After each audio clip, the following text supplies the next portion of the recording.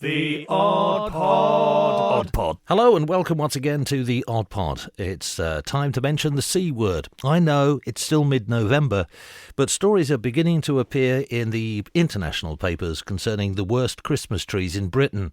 And the firm behind the UK's saddest Christmas tree have said it looked great in the forest before they sold it to a council.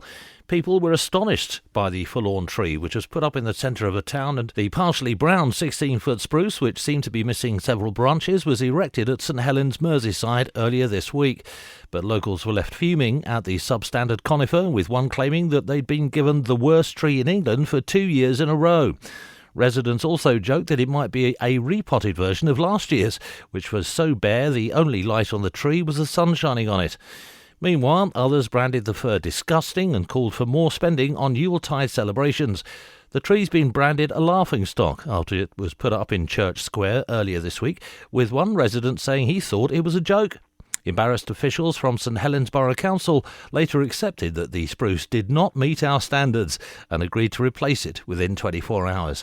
One wrote, "If it hadn't been so poor last year, I'd have agreed it was a mistake this time round. I think the council chanced their arm on a cheap tree again. Surely someone saw it and picked it out, and surely it would have some resemblance when unpacked. The Norwegians managed to get a decent one all the way to Trafalgar Square every year without incident. Why can't we? I wish you a Merry Christmas. Let's not talk about New Year yet." The Odd Pod. Odd Pod.